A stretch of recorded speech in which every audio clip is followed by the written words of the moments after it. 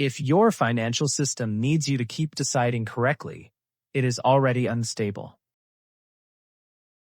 That idea runs against how most people explain their money problems. The usual story is simple. Something went wrong at the level of choice. Too much spending.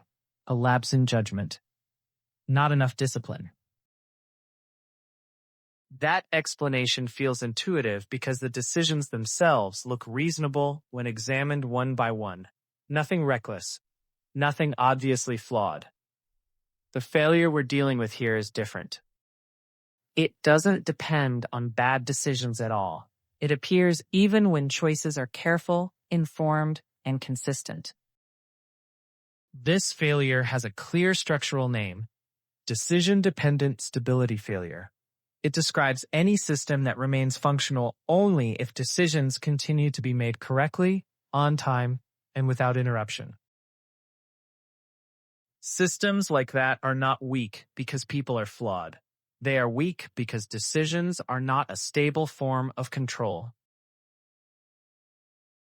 The conflict starts with a common assumption that almost never gets questioned. If each individual decision is reasonable, the overall system should be reasonable too. That assumption works in static problems. It breaks in dynamic ones. Money is not static. It unfolds over time. It responds to delays. It carries momentum. Small mismatches don't disappear. They propagate. In a dynamic system, stability does not come from the quality of individual actions. It comes from the structure that absorbs those actions. When a system requires constant correction, it isn't resilient. It's compensating. To understand why this matters, it helps to be precise about what a decision actually is. A decision is not control. A decision is an intervention. It happens after information arrives, after conditions have already shifted, after constraints are already in motion. That means decisions are always late.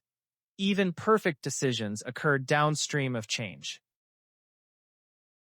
In well-designed systems, this delay is handled structurally. In decision-dependent systems, the delay accumulates quietly.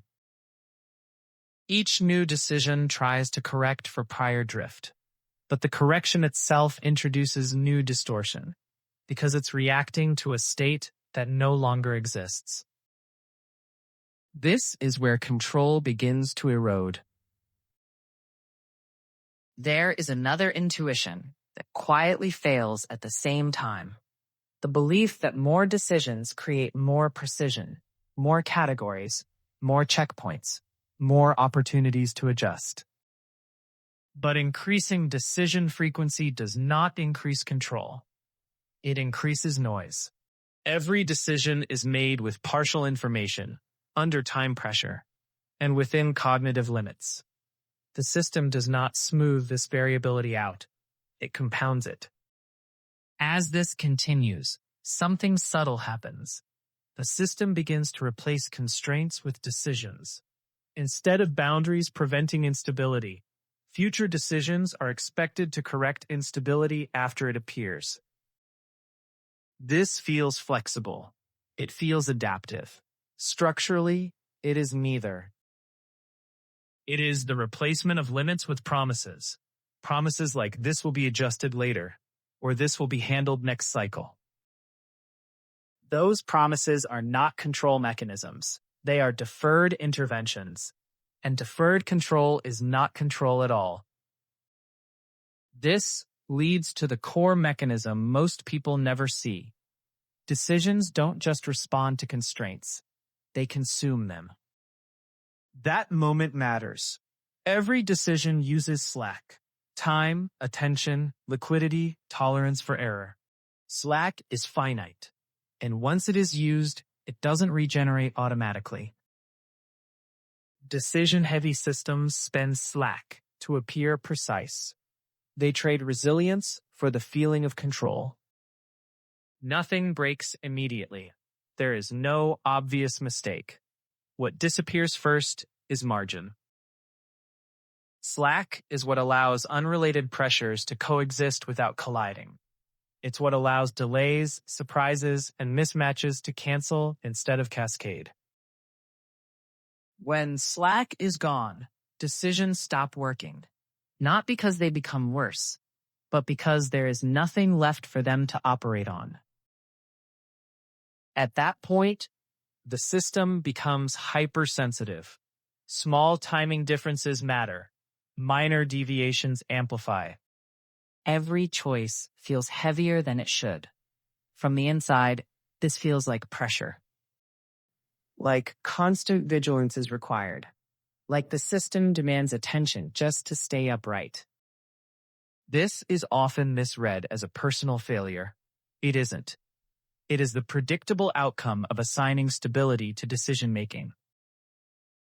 Notice what this explanation does not rely on. It does not assume a lack of effort. It does not assume poor priorities. It does not depend on motivation. The failure occurs even when discipline is high, because effort cannot substitute for structure. A system that needs continuous supervision is not controlled.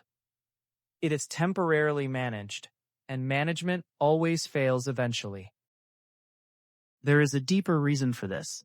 Decisions are reactive by nature. Constraints are preventative. Decisions respond after conditions are revealed. Constraints operate before conditions matter. When stability is outsourced to decisions, the system becomes reactive by design. Reactive systems feel fine when conditions are calm. They fail when conditions vary. Money always varies. This is also where non-human evaluation becomes structurally necessary. In decision-dependent systems, humans are asked to continuously monitor state, timing, and constraint pressure. But humans experience delay, fatigue, and blind spots as part of the system itself. A structural layer that continuously tracks constraints and timing does not replace judgment. It doesn't decide. It doesn't optimize. Its role is visibility. It exists to observe state continuously, without delay and without consuming slack. To surface constraint pressure before it becomes a decision problem. To make system conditions legible even when no action is taken. Without that layer, the system relies on intermittent human intervention to detect continuous change. That mismatch guarantees drift. Seen clearly, the failure stops being mysterious. Decision-dependent systems don't collapse because people stop caring. They collapse because decisions were asked to do the work of structure. The separation at the end is clean. The explanation is this. Systems fail when stability depends on ongoing decision quality.